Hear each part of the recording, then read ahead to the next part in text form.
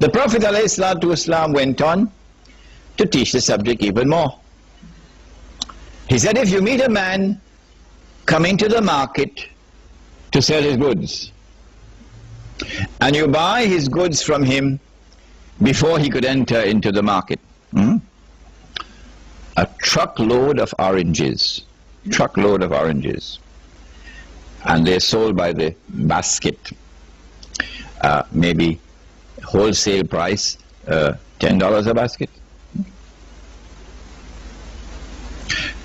and you buy his oranges from him before he could enter into the market. The market price is $10 a basket, but he doesn't know that. You know it. You meet him outside of the market and you buy it from him for $8 a basket. When he enters into the market, then he learns that he could have gotten a better price in the market. The Prophet said, alayhi salatu wasalam, that's riba. Why? The Americans have a beautiful expression for this transaction. What is it? You ripped him off. You ripped him off. A transaction based on deception, through which you get a profit that you are not entitled justly to get. That is also riba, said the Prophet Muhammad ﷺ. Of all the rip-offs that have ever occurred since Adam alayhi salam set foot on earth, the biggest rip-off of all is the one that is occurring in our miserable lifetime, while our scholars are eating halwa. You're going to have to forgive me tonight if my language is a little bit harsh, because I think the language up there is going to be 1,000 times harsher. 1,000 times harsher. I think that Allah's anger must be red hot, boiling hot with this ummah. So you're going to have to forgive me tonight if my language is a little bit harsh. He said, sallallahu ta'ala alayhi wa sallam, I leave behind me two things. So long as you hold on to them, you will never go astray. The book of Allah and my sunnah. The book of Allah and my sunnah. And his sunnah is not only the bed. It's a nice sunnah, isn't it? His sunnah is also money. Money. Money is also his sunnah. What kind of money did he use? Do you know the hadith? He said, it's a very famous hadith in Sahih Bukhari. It is seldom properly understood. He said, gold for gold, silver for silver, wheat for wheat, barley for barley, dates for dates, salt for salt. Like for like, if it's gold on this side and gold on this other side, like for like must be equal for equal. If it's dates on this side and dates on this side, like for like must be equal for equal. Other than that, it's riba. What is common to all the 6 things mentioned in this hadith? You will not find this analysis in Abdullah Yusuf Ali, I'm afraid. A British technocrat, that's what he was. What is common to all 6 things mentioned in this hadith? Gold, silver, wheat, barley, dates, salt. Is that they were all used at some time or the other as money. If gold and silver was scarce in the market in Medina, they could use dates as money. So they were all used at some time or the other as money. The second thing which is common to all 6 is that the value of the money is in the money. They all have intrinsic value. Intrinsic value. The value of the money is in the money. If there's a transaction involving, what is this noise we can hear? The wall. Nothing, Ranjan. Tell the wall stop making noise, please. Yeah. If it is gold on this side and gold on that side, the same money, then like for like must be equal for equal. Bilal radiallahu ta'ala anhu came to the Prophet ﷺ with a basket of dates, and he offered him some dates, and they were very high quality dates. Bilal, he said, these are very high quality dates, where did you get them? Bilal radiallahu ta'ala anhu replied, he said, O Messenger of Allah, I had two baskets of inferior quality dates, and I exchanged them for this one basket of superior quality dates. Bilal, he said, this is the essence of riba. What you should have done was to sell your two baskets of inferior quality dates and take that money and buy the one basket of superior quality dates. Why was it riba? Because dates were used as money.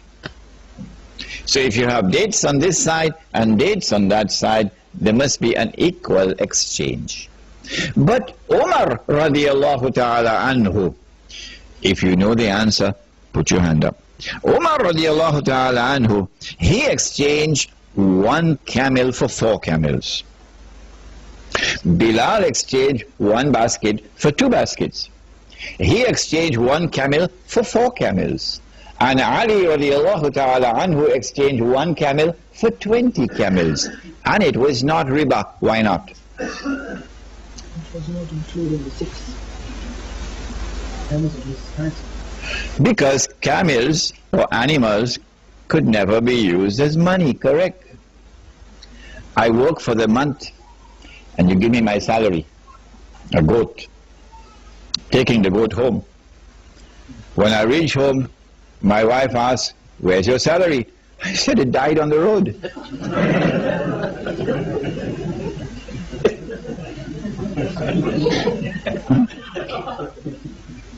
Or the boss gives me my salary, and the next day I go back to the boss, I say, boss, problem with the salary has fallen ill. He said, but when I give you your salary, it was healthy. So animals cannot be used as money. Because animals were not used as money. You could exchange one camel, an adult she-camel, pregnant, for 20 baby camels. All right. This is money in the time of the Prophet ﷺ. This is money which is sunnah money. One day, Europe was attacked from inside, and a Europe which had become Christian suddenly lost its Christianity. While Europe was Christian for those centuries, Christian Europe fought a ferocious battle against riba. Yeah, Christian Europe against riba. In fact, one of the best books on riba ever written was written by a British Sheikh. What was his name? Shakespeare, correct. William Shakespeare. Which book? Which book? Merchant of Venice. Merchant of Venice. I will not have the time in this lecture, otherwise you have to give me 3 hours, to explain to you the brilliance of William Shakespeare in Merchant of Venice. But you'll get it, that analysis is there in my big book on riba. In Merchant of Venice, you will see Christian Europe in its attempt to ensure the prohibition of riba. There is another book, not as famous as William Shakespeare's, but this one is also a classic. Take a note of it. You might want to search for it in the library. The name of the book is Religion and the Rise of Capitalism. I would make this compulsory reading in Darul Uloom. Oh yes. Religion and the Rise of Capitalism by an author whose name is R.W. Tawney, Tawney. And in this book, Tony records the Christian struggle against riba in Europe. Well, when the French Revolution occurred, the back of the Christian church was broken in Western Europe. And when was it broken in Eastern Europe? Which revolution? Bolshevik Revolution.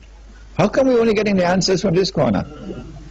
The Bolshevik Revolution broke the back of the Christian church in Eastern Europe, in Russia. When once the back of the Christian church was broken in Europe, the Jews were delighted. The Jews were delighted. Because the Christians had been waging a terrific war against the Jews for centuries in Europe. We will not allow you to lend money on interest. And the Jews always wanted to lend money on interest. Why? Because they had changed the Torah. I think I explained this to you. They rewrote the Torah. The Torah that had come down from Allah had prohibited riba. But they changed it, and the Torah now says, in as many words, that it is haram for a Jew to lend money on interest to another Jew.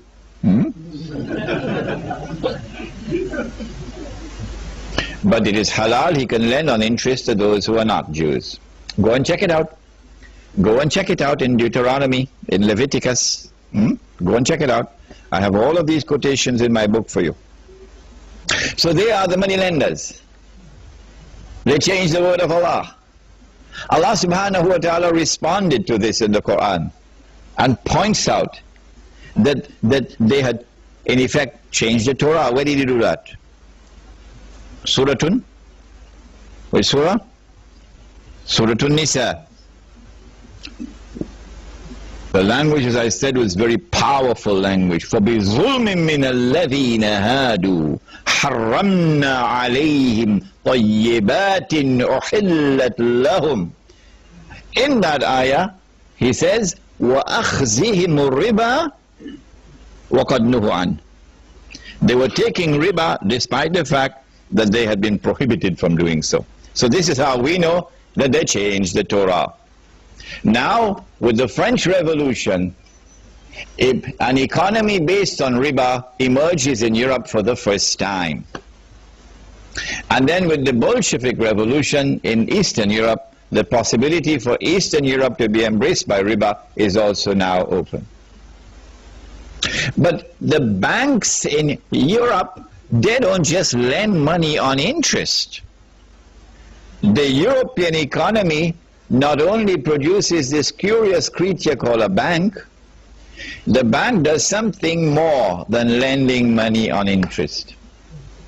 What the bank does, and this began in France with an Englishman, what the bank does is to start issuing paper as money. Paper as money. And then when government saw that the banks were getting rich issuing paper as money, then the governments took over the paper. Then Europe sent her armies, and European armies shamelessly, at the point of a sword, those who say Islam was spread at the point of the sword, they're the ones who went to the point of the sword and conquered the rest of the non-European world. And so a white world order emerges at the point of the sword, in which Europe now rules the world. When Europe took over the rest of the world, one of the most important things that Europe wanted to do was to dismantle the system of real money and replace it with paper money. And they achieved it because the scholars of Islam were eating halwa. Europe would not decolonize and hand over Egypt to Muhammad Naguib and Jamal Abdel Nasser for the drums to be beaten, we are independent, and would not hand over Indonesia to a fellow named Ahmad Sukarno so the Indonesians can jump for joy, we are independent now. And they would not hand over Malaysia to a fellow named Tunku Abdul Rahman, and they would not hand over Pakistan to another fellow named Muhammad Ali Jinnah, etc., etc., etc., etc. And all the natives start dancing drum beating, we have something called independence, while Europe is laughing its head behind the wall. Look at them, blind like bats. Europe would not decolonize until Europe was ensured that a new financial system was in place, in which real money was now replaced by paper money. At the beginning, when paper money was introduced, it was redeemable for gold. What does redeemable mean? Yes, exchange. In the United States of America, until the 1920s, you could take $20 in notes, paper, and go to any bank, and you can ask for 1 ounce of gold, and you'll get it. If a man wants to cut your throat, he wouldn't be so silly as to show you the sword, the knife. He has to hide the knife first, all right? Get you to come close. So when paper money was introduced, it was redeemable in gold. And the banks that issued the paper money and the governments that issued the paper money, they gave their word that this is the value of the paper. And they even print on the paper, guess what they printed? In God we trust. Let me show you. Here is a US dollar note, and you can come and see it with your own eyes if you want. It says, in God we trust.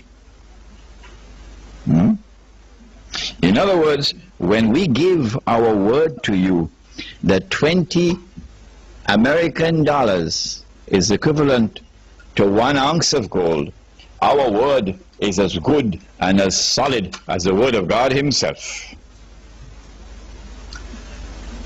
But in 1933, something strange happened that should have caused our ulama to stop eating halwa. Uncle Sam was broke. So guess what Uncle Sam did?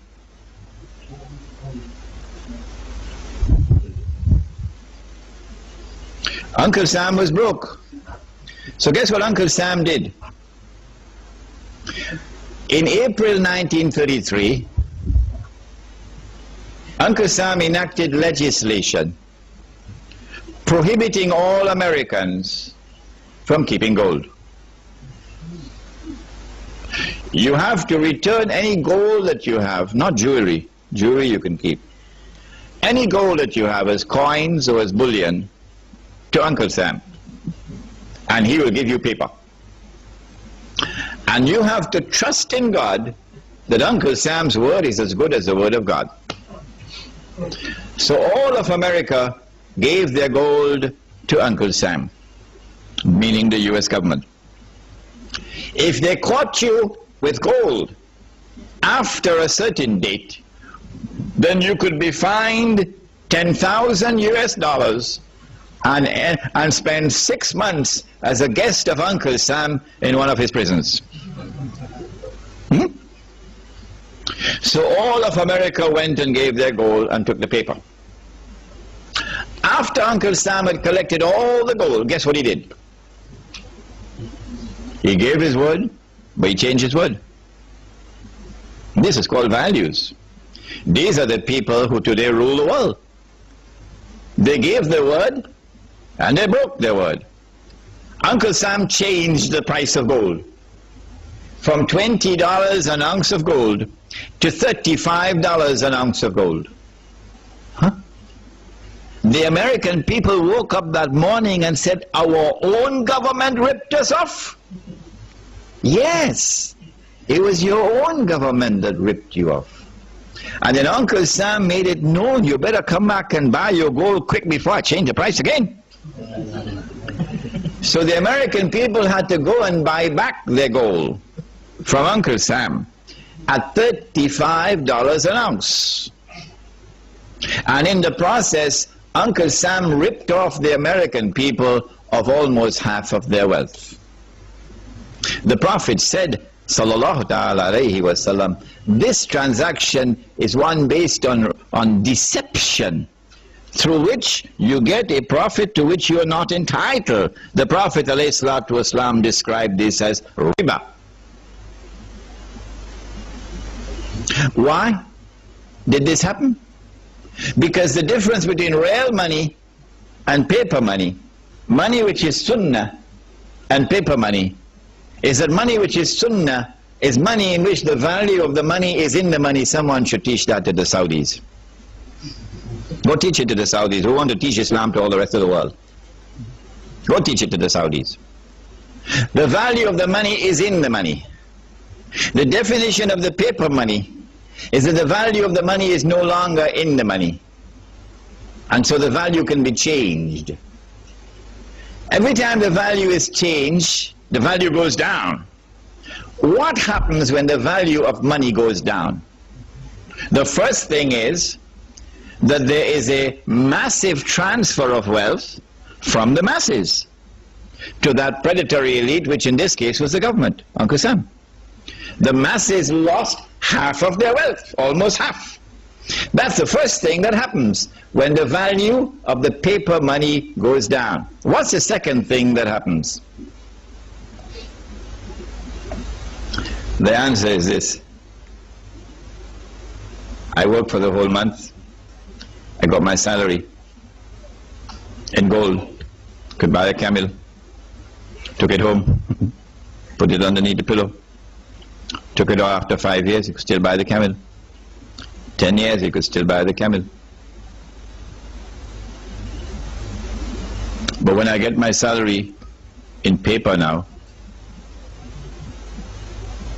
you could buy a camel, take it home, put it underneath the pillow.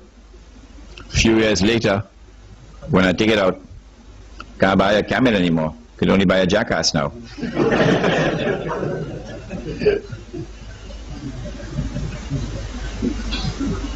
So now I'm beginning to feel like a jackass because someone has ripped me off. Where did my money go? If you could answer that question, where did your money go? Who took your money? And how did they take your money? You would understand the game that they're playing. We used to have men like that. In North America we had one Islamic scholar who was like that, and then they killed him. A man named Malcolm X.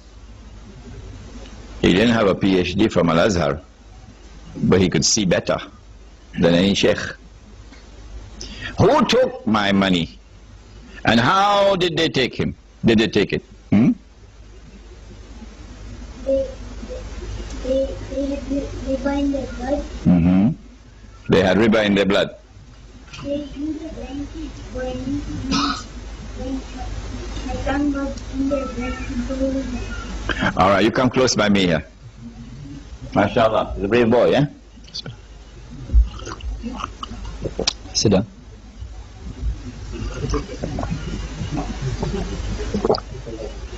I make a dua that one day you'll also sit here on the chair and you'll also give the lecture, inshallah. A few years later, I take the money out of my pillow. Can't buy a jackass anymore. Can only buy a goat. A few years later, can't buy a goat anymore. Can only buy murgi. Dajaja. Chicken. I mean, you got to eat a lot of halwa not to be able to see that this is haram. But the distinguished muftis of Islam still have to declare that this paper money is haram. The rip-off has taken place. The thieves have looted everything. Our people are now in miserable poverty, destitution, imprisoned in that poverty. كَادَ الْفَقْرُ أَنْ يَكُونَ كُفْرًا, said the Prophet ﷺ, that this poverty and destitution can lead a people to kufr, and that is what is happening in many parts of the world. But the mufti still cannot see that this is haram. You will not get a fatwa from the mufti that this is haram, much less to get a fatwa from the mufti that this is riba. Now, is it taking place? They started with gold, paper being redeemable in gold. And then came 1933, when we should have woken up to see the game, but we didn't wake up. So in 1944, at the end of the Second World War, they now consolidated the system in the creation of an international monetary system now. Consolidated. The new international monetary system emerges out of the Bretton Woods Agreement in upstate New York. Every Darul Uloom should make it obligatory for the student to study the Bretton Woods Accord. You must study the Bretton Woods Accord to understand monetary economics today, so you can understand the subject of riba. Is it taught in the Darul Uloom? No, it's not. At Bretton Woods, what did they do? They said, no longer will paper be redeemable in gold. Only one paper will be chosen to be redeemable in gold. All the rest will not. The one paper which was chosen was the US dollar. So the US dollar will be redeemable in gold, but not sterling pound, and not Pakistani rupee, and not Indonesian rupiah, not Australian dollar. No, only one. So this is a major blow to the integrity of money. The second thing that they did was to declare that the only people who could come to Uncle Sam to redeem their paper for gold are governments. You and I can't do it. Only governments, only central banks. So now the entire system has lost 99% of its integrity.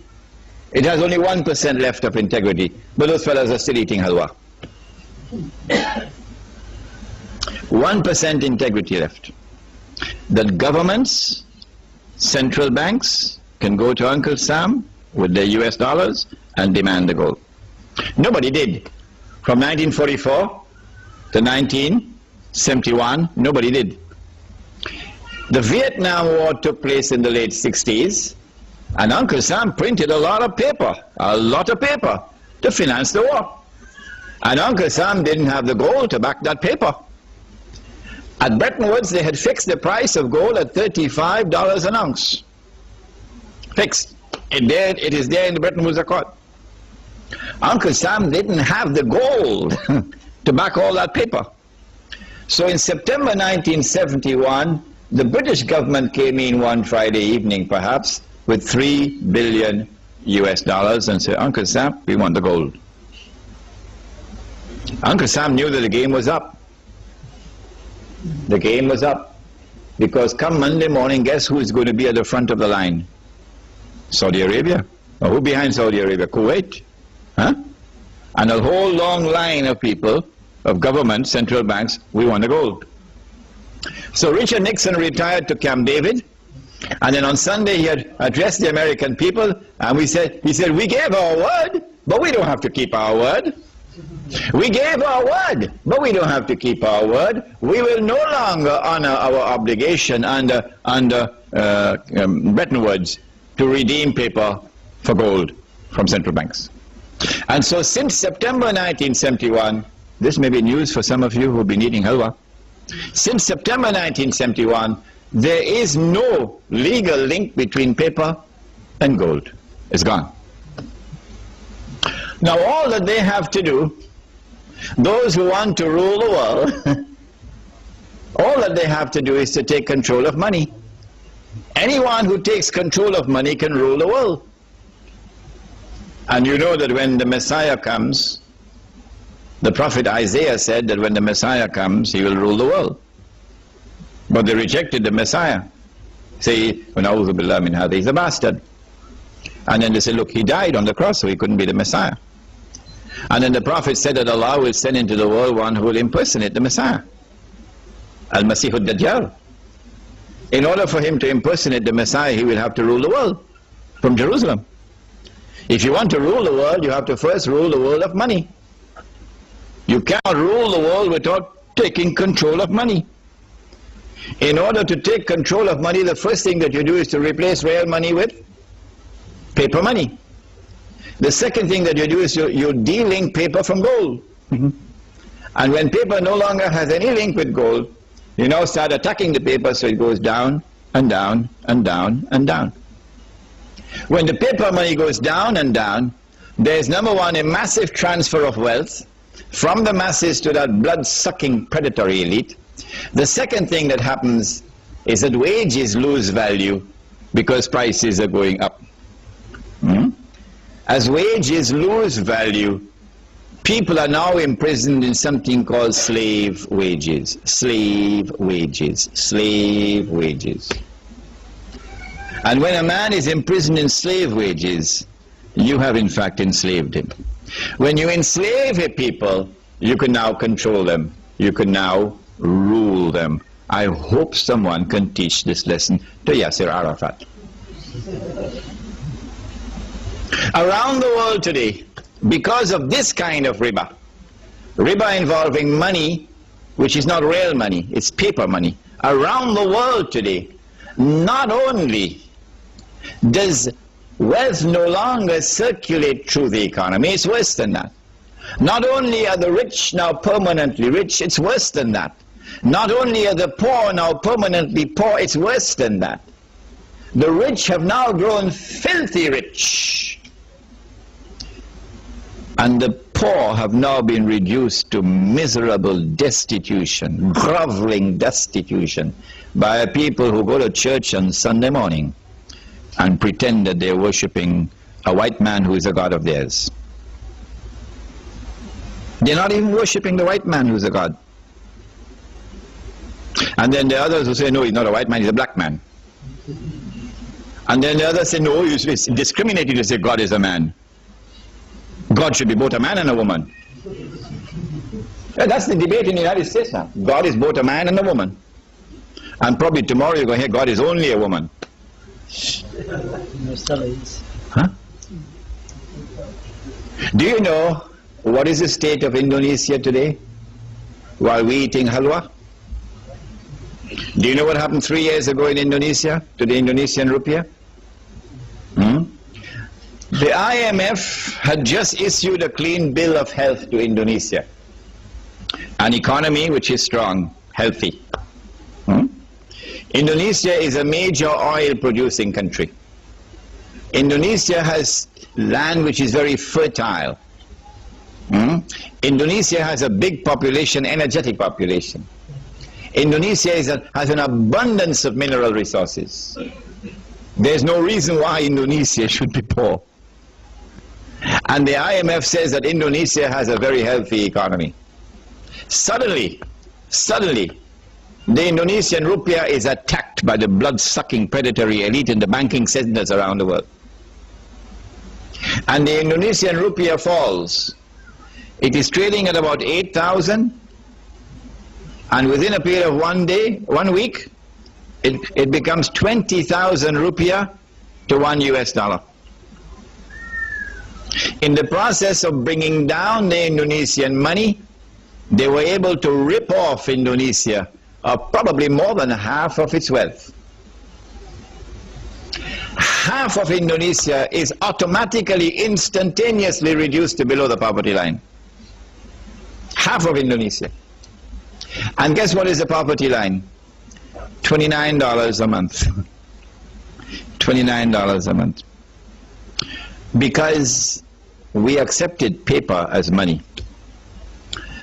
The reason why they attacked Indonesia is because the Indonesian loves Islam. He's not passive in his Islam.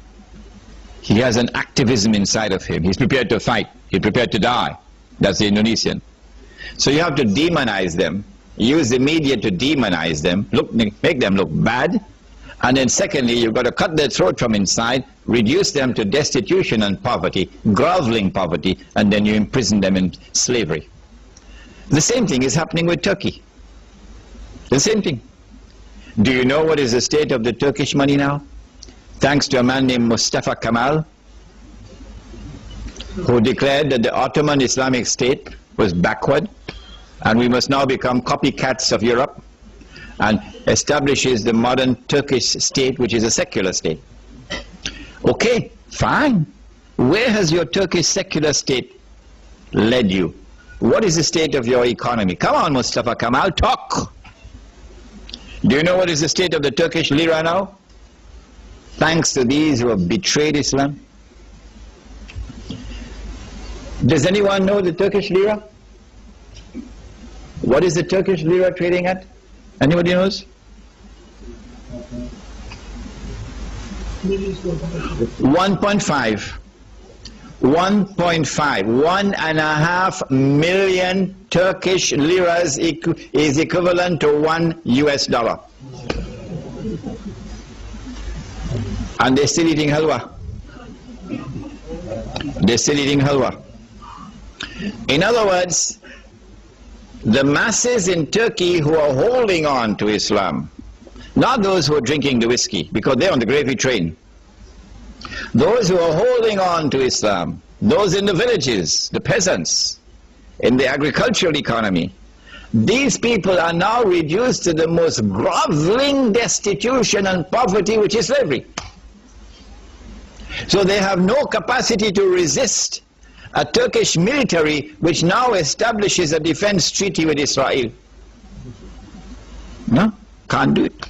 The Turkish army, the Ottoman army, which had the whole of Europe shivering and shaking. Yes, the most powerful armed force in the world. Today, guess what the Turks are doing? Turkish young men who used to be in the Ottoman army, now selling gas in New York, in Long Island. Every gas station, you work 12 hours, 12-hour shifts. You work like a dog, and you pay dog wages. You work like a dog, and you're paid dog wages all over the United States. Turkish young men. This is where we are today because of riba. It's worse than that. My daughter, yes, and my sister, yes, and my mother, yes, and your daughter and your sister and your mother is also now on sale for $1. For $1, you can buy her. She's on sale. She has nothing else to do to get roti, to get bread, but to sell her body. And when her body is being ripped apart by those who now attack her like savages to fulfill their lust for $1, and when the tears come down her eyes, what will Allah do to those who are still eating halwa? This is riba today.